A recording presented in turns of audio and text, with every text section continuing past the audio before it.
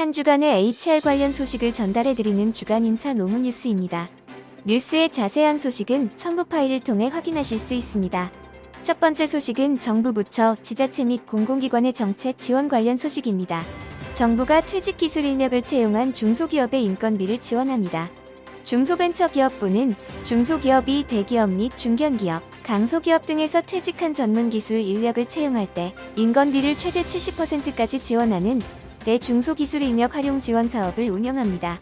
이 사업은 퇴직기술 인력 중소기업 활용 지원 사업이라는 이름으로 진행되었으며 올해는 코로나19로 인한 경영난을 고려해 지원 기간을 6개월로 지원 금액을 1인당 최대 1,303만원 한도 내에서 소요 인건비의 최대 70%까지 상향하였습니다.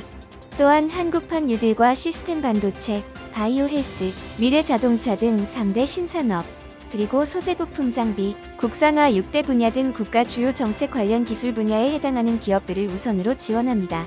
정부가 경력 단절 여성에게 제공하는 직업훈련 과정을 확대합니다. 여성가족부는 올해 전국 158개 여성 새로 일하기 센터를 통해 경력 단절 여성 11,000여 명을 대상으로 지난해보다 54개 많은 744개 과정을 운영한다고 밝혔습니다. 세일센터는 경력 단절 여성 등에게 취업 상담, 직업교육 훈련, 인턴십 등의 직무 실습, 취업 연계 및 사후관리 등 종합적인 취업 지원 서비스를 제공합니다. 올해 세일센터의 직업교육 훈련은 코로나19 이후 변화에 대응해 온라인 원격 훈련과 다양한 연령층이 유입될 수 있는 고부가 가치 기업 맞춤형 전문 기술 과정 등 유망 직종 전문 직업 훈련이 확대 운영됩니다. 또한 장기 고부가 가치 과정, 특수형 태근로 종사자 등 대상 특화 과정, 다부처가 참여하는 전문 인력 양성 및 취업 연계 과정 등을 신규로 도입해 직업교육 훈련에 참여하는 여성들의 취업 역량을 강화하고 양질의 일자리로 연계되도록 지원합니다. 정부가 다수의 근로자들이 직업 전문 심리 상담을 받을 수 있도록 직업 트라우마 센터를 확대 운영합니다. 안전보건공단은 일터에서 발생한 중대재해, 직장 동료의 자살, 직장 내 괴롭힘, 성희롱 및 성폭력 등으로 정신적 외상인 직업적 트라우마를 겪은 노동자가 무료 전문 심리상담을 받을 수 있는 직업 트라우마 센터를 5개 지역에 추가 운영합니다. 이번에 추가로 설치되는 곳은 경기 북부, 울산, 전주, 제주, 충남 등 5개 센터이며 준비기간을 거쳐 올해 상반기 중 본격 운영되면 전국에 모두 13개소가 운영됩니다. 직업 트라우마 센터는 임상심리사 등 심리 및 정신보건 관련 자격을 갖춘 전문 인력과 전문 상담 프로그램을 갖추고 사고 이후 트라우마에 따른 심리교육, 심리검사, 심리상담, 사후관리 등을 제공합니다. 직업 트라우마 센터 이용은 사업장 또는 노동자 개인이 직접 센터에 상담을 신청하거나 해당 지역 안전보건공단에 신청할 수 있으며 상담을 신청하면 심리검사 실시 후 위험도에 따라 심리상담을 진행하고 필요시 전화 모니터링 등 사후 관리를 받을 수 있습니다. 모든 상담 내용은 비밀이 보장되며 비용은 공단에서 전액 지원합니다. 다음은 채용 관련 소식입니다. 코로나19로 기업들의 채용 기준이 바뀌고 있습니다.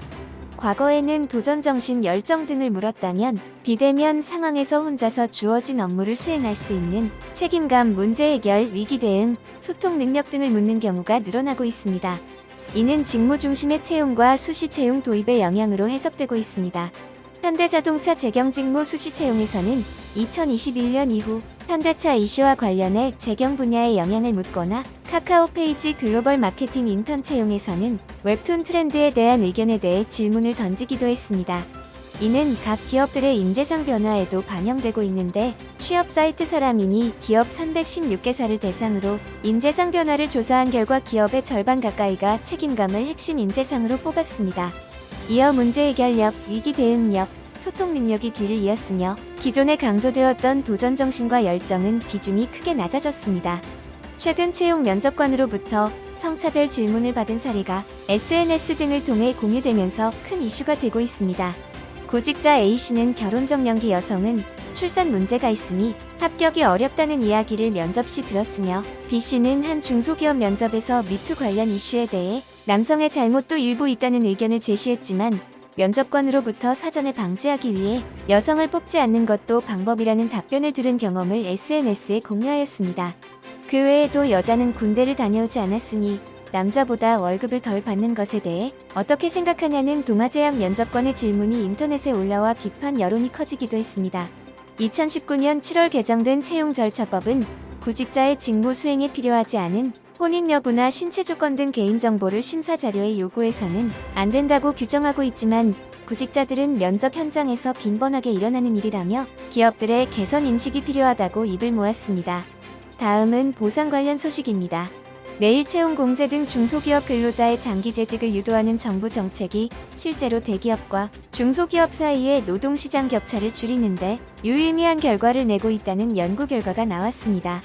중소기업연구원의 대중소기업 간 노동시장 격차 변화 분석 보고서에 따르면 1999년부터 2019년까지 대기업을 100으로 볼 때 중소기업의 평균 임금을 분석한 결과 1999년은 71.7 수준이었던 것이 2009년은 65.0, 2014년은 54.5로 꾸준히 감소세를 보이고 있어 대기업과 중소기업 간의 양적, 질적 노동 환경 차이가 커지고 있다고 밝혔습니다.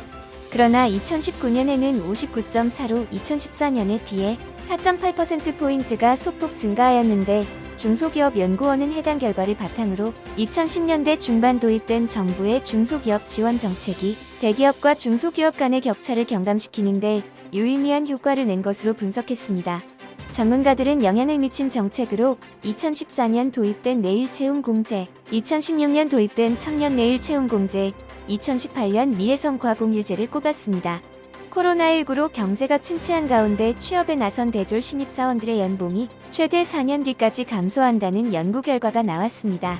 이들의 고용이 최대 6년간 악화한다는 연구도 있어 대책 마련이 시급하다는 지적도 나왔습니다. 한국은행은 1998년부터 2019년까지의 한국 노동 패널을 분석한 고용 상황 악화가 신규 대졸자에 미치는 장단기 영향 이슈노트를 통해 이같이 밝혔습니다. 분석에 따르면 실업률이 1%포인트 상승할 때 2년차 이하 대졸 신입사원 연봉은 4.3% 낮게 나타났습니다. 3, 4년차에도 2.3% 낮은 것으로 나타났습니다. 이러한 현상은 경기가 안 좋을 때 대졸자의 하향 취업이 두드러져 취업의 질이 악화했기 때문으로 실제 연구에 따르면 지난해 대졸자 하향 취업은 코로나19 확산 이전보다 10%가량 증가했으며 시간제로 일하면서 취업을 준비하는 청년도 2배 이상 늘어난 것으로 나타났습니다. 이런 하향 취업은 단기적인 임금 하락뿐 아니라 이후의 경력 개발 과정에도 부정적인 영향이 이어질 가능성이 있어 이들을 위한 대책 마련이 필요하다고 전문가들은 이야기하고 있습니다. 다음은 노동조합 및 노사관계 관련 소식입니다. 이케아 노사가 갈등 136일 만에 잠정합의에 도달합니다. 이케아와 민주노총 서비스연맹은 18일 잠정합의안을 마련하면서 지난해 11월 첫 쟁의를 시작한 지 136일 4월 23일 노사 첫 교섭 기준으로 330일 만에 나온 결과입니다. 잠정합의 체결 후 민주노총 서비스연맹 이케아 지회는 조합원을 대상으로 설명회를 개최하며 이후 찬반 투표를 거쳐 잠정합의안을 추인합니다. 이후 4월 초 양측 대표가 공개적으로 서명식을 개최할 방침입니다. 노사 잠정합의안에는 양측의 첨예한 갈등 부분인 근로시간 문제 해결 방안이 담긴 것으로 전해졌으며 병가휴가, 식대비 등에 대해서도 잠정합의한 것으로 알려졌습니다. 앞서 이케아 지회는 지난해 2월 20일 설립 후 4월 23일 처음으로 교섭을 진행했으나 합의점을 찾지 못했고 이후 11월 3일 이케아 지회는 쟁의 돌입을 선언하였습니다. 다음은 조직문화 및 글로벌 HR 관련 소식입니다. 코로나19 여파로 재택근무가 확대되는 가운데 직장인 2명 중 1명은 동료가 맡은 일을 다 한다면 재택근무 중 딴짓을 해도 상관없다고 생각하는 것으로 나타났습니다. 현대모비스는 재택근무 도입 1주년을 맞아 임직원 1087명이 참여한 설문조사 결과를 회사 웹진에 공개했습니다. 설문 결과 동료가 재택근무할 때 허용 가능한 딴짓으로 커피 한 잔 마시고 오는 정도가 53%로 가장 많았고 해야 할 일만 다 한다면 뭘 하든 상관없다는 답변도 45%로 나타났습니다. 또 재택근무 장소에 대해서는 집중해 일할 수 있는 곳이라면 어디든 괜찮다는 답변이 70%에 달했고 집이 아닌 곳은 안 된다는 답변은 13%에 불과했습니다. 재택근무 효율에 대해서도 매우 효율적이라는 답변이 40%에 달했으며 업무 효율이 높아지는 이유에 대해서는 출퇴근에 들어가는 시간과 비용이 줄어서라는 답변이 57%로 나타났습니다. 현대모비스는 재택근무에 대한 인식이 실시 초기에 비해 유연하게 변화하고 있음을 확인할 수 있었다며 재택근무와 시너지가 날 수 있는 다양한 정책을 준비하겠다고 밝혔습니다. 다음은 노무 및 법률 관련 소식입니다. 코로나19 백신 접종 후 휴식을 제도화하자는 백신 휴가 논의가 힘을 받고 있습니다. 백신 접종 후 두통, 발열, 오한 등은 흔한 이상 반응이지만 증상이 예상보다 세다는 의료진 증언이 나왔기 때문입니다. 백신 휴가 논의는 감염병 전문가들의 공론화 이후 보건의료인 단체와 정치권 호응으로 이어지고 있습니다. 전문가들은 아파도 일해야 한다는 부담 때문에 예방접종을 꺼리게 되지만 쉬어도 된다는 사회적 공감대가 형성되면 백신 접종률을 끌어올리는 데 긍정적으로 작용하며 경증 이상 반응에 응급실로 오는 대신 집에서 머물도록 한다면 응급의료체계 마비를 막을 수 있다며 해당 논의를 긍정적으로 해주기를 요청했습니다. 나아가 코로나19 백신에만 국한하지 않고 상병수당, 유급병가 등 아프면 쉴 수 있는 제도로 확대해 국가가 재정적 또는 제도적으로 지원하는 것이 바람직하다고 언급했습니다. 중앙노동위원회의 조사권은 중앙노동위원회 차원의 것이며 개별 근로자의원이나 사용자의원에게 인정되는 것은 아니라는 법원 판결이 나왔습니다. 노동위원회 차원에서 직접 조사를 하거나 노동위원회 위원장이 지명하는 위원이 조사하는 방식 외에 근로자의원이 개인적으로 증인에게 접촉하는 방식의 조사는 인정할 수 없다는 취지입니다. 본쟁점은 A씨의 시은행 부당해고와 관련한 구제 신청 과정에서 나타났는데 재판부는 해고의 정당성보다 조사 과정에서 중앙노동위원회 근로자위원회 행동에 대한 중립의무 위반을 중점적으로 다루면서 제기되었습니다. 부당해고 조사 과정에서 근로자위원이 임의로 근로자를 위한 조사를 편파적으로 실시했고 사측에서 이에 대한 이의를 제기했음에도 위원회가 조치를 취하지 않았다면 해당 부당해고 구제 결과 자체가 위법하다고 재판부는 판단했습니다. 이번 주 주간 인사 노무 뉴스는 여기까지입니다. 다음 주는 더 유익한 소식으로 찾아뵙겠습니다. 감사합니다.